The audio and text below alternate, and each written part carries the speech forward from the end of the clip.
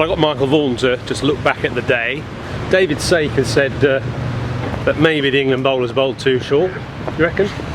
Well, yeah, I mean, he'll know all the detail in terms of the Hawkeye data that's in the dressing room, and I guess that he wouldn't have said that if he didn't think that. I mean, at the Waca it sometimes can be quite difficult to find a length because, you know, England aren't getting any lateral movement. So you start bowling full and they're getting driven down the ground, and then all of a sudden, look at the Aussies are all over us. I know, it's funny, isn't it? I mean, how the wheel changes quickly. Yeah. But I think that the lateral movement is the issue for England, because they're floating a few up, they're getting driven down the ground, so they're then coming a little bit shorter to stay in the game, really, to stay into the over.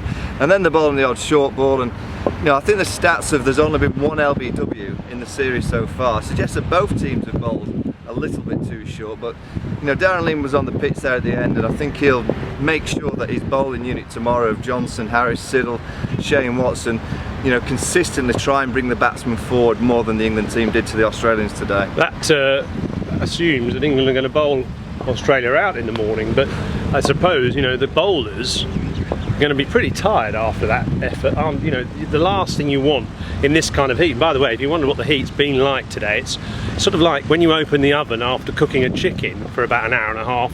You know what that heat's like when it first comes out. It's pretty hard work, so yeah, they're going to be weary in the morning, aren't they? It's not been easy. I mean, it's been a great toss again for Australia to win. You know, I think there was a little bit of a whisper around the square at the start, oh, it might be a good toss to lose, but I don't buy that. When the conditions are as they are, 37, 40 degrees, no real moisture in the pitch, cracks just developing on and around the square, so you know that they will develop over the 22 yards over the few days because of the heat.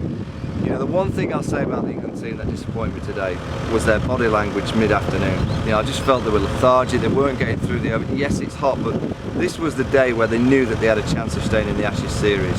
You know, and history tells you that the average first innings score is 3-2-3. Australia are beyond that. You know, we haven't got past 312 in the series so far, which has been at the Adelaide Oval on an absolute road.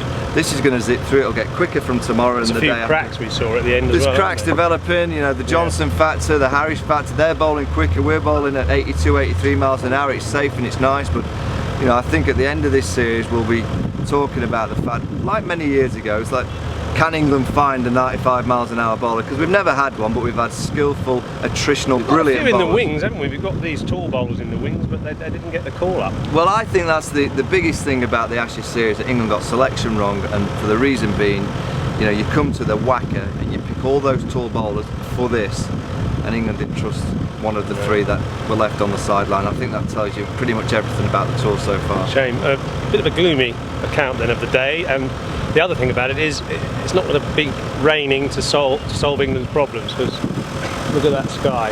It's going to be like that for the next 4 days. They call it a bottler in this part of the world, 38 degrees. It's going to be that for the next 4 days, and England are going to get a roasting, I think.